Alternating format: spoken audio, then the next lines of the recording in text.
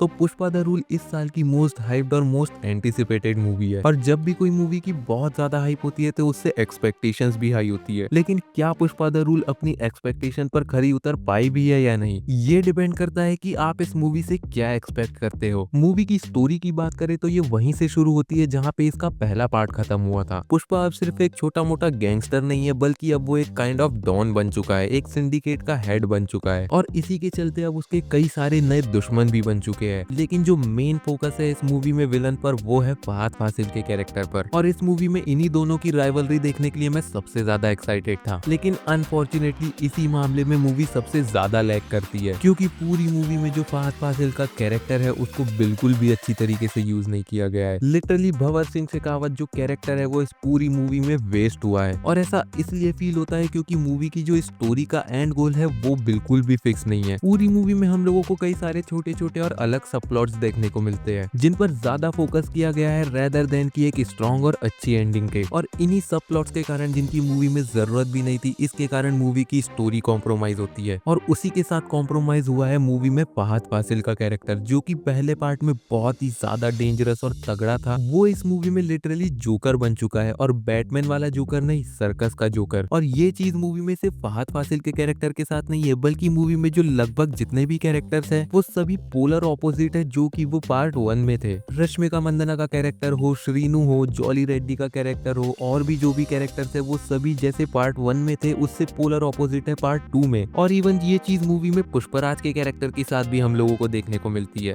जिसके कारण हमें ये फील होता है मूवी देखते समय कि हम लोग पुष्पा के वर्ल्ड में तो है, लेकिन जो कैरेक्टर्स है वो नए हैं। इसके ऊपर से भी जो दो चीजें बहुत ही ज्यादा टेरिबल है इस मूवी में, वो है इसके एक्शन सीन्स और इसके गाने। मूवी के एक्शन सीन्स और मूवी के गाने इतने ज्यादा बेकार है कि उन्हें देखना मुश्किल हो जाता है। खैर, गाने और एक्शन सीन्स जो है वो पर्सनली मुझे पुष्पा 1 के भी उतने पसंद नहीं आए थे, लेकिन पुष्पा 1 में जो गाने और एक्शन सीन्स थे वो बुरे नहीं थे, वो डिसेंट थे, आप उसे देख सकते थे। लेकिन पुष्पा 2 में एक्शन सीन्स और गाने इतने ज्यादा वाहियात है, इतने ज्यादा वाहियात है कि मैंने तो अपना सर पकड़ लिया था कि मैं ये देखने आया हूँ इस थिएटर में। और ऑनेस्टली मुझे गानों से एक्सपेक्टेशंस थी भी नहीं, लेकिन एक्सपेक्टेशंस थी मुझे एक्शन सीन्स से कि कम से कम हमें मूवी में अच्छा एक्शन तो देखने को मिलेगा। लेकिन मुझे उन एक्शन सीन्स में देखने को मिला तो सिर्फ क्या, no physics, no logic, no brain, only wire work, और इतने अनरियलिस्टिक एक्शन सीन्स की क्या बताऊं। इसके अलावा मूवी का जो बैकग्राउंड म्यूजिक है वो भी उतना कुछ खास है नहीं। एटलीस्ट पुष्पा 1 में म्यूजिक तो अच्छा था, जो हाई एलिवेशन सीन्स थे उसमें म्यूजिक फील होता था, लेकिन ना तो पुष्पा 2 में अच्छा बैकग्राउंड म्यूजिक था और ना ही वो किसी सीन को एलिवेट कर पा रहा था कि उन्हें देखते समय भाई हाँ ऐसा लगे कि गूज़बम्स आ रहे हैं। इन सभी चीजों के अलावा पूरी मूवी में सिर्फ एक चीज है जो मुझे अच्छी लगी, और वो थी अल्लू अर्जुन का परफॉर्मेंस। स्टोरी कैसी भी हो, सपोर्टिंग कैरेक्टर्स में दम होना हो और एक्शन सीन्स में फिजिक्स होना हो, अल्लू अर्जुन हमेशा अपना बेस्ट परफॉर्मेंस देते हैं। और पर्सनली मुझे फील हुआ कि इस मूवी में उन्होंने अपने करियर का बेस्ट परफॉर्मेंस दिया है, क्योंकि अगर आप सभी चीजें छोड़कर मूवी में सिर्फ और सिर्फ पुष्पराज के कैरेक्टर पर फोकस करोगे तो तुम्हें समझ आएगा कि अल्लू अर्जुन ने इस कैरेक्टर के लिए कितनी ज्यादा मेहनत की है और वो इस कैरेक्टर में कितने ज्यादा घुस चुके हैं। लेकिन अनफॉर्चुनेटली सिर्फ यही एक चीज है जो पूरी मूवी में अच्छी है। इवन मूवी में तो कई सारे ऐसे सीन्स है जिनका कोई सर पैर ही नहीं है, बस वो मूवी में है और उनका मूवी की स्टोरी में कोई काम नहीं है। मतलब लिटरली मूवी जिस सीन से शुरू होती है उसका एक्सप्लेनेशन ही नहीं है पूरी मूवी में। मूवी के स्टार्टिंग के सीन में ही अल्लू अर्जुन का जो कैरेक्टर है वो जापान पहुंच जाता है, वो भी एक कंटेनर में 40 दिन बिना खाना पानी के, और वो संदेरे कंटेनर में जापानीज भी सीख लेता है, और 40 दिन बाद भी बिना खाना पानी के इतना हट्टा कट्टा है कि वो जापान पहुंचते ही 10-20 गुंडों को ऐसे ही मार देता है। और ये पूरा ओपनिंग सीक्वेंस मूवी का क्यों है, मूवी में किस लिए है, पुष्पराज जापान क्यों गया है,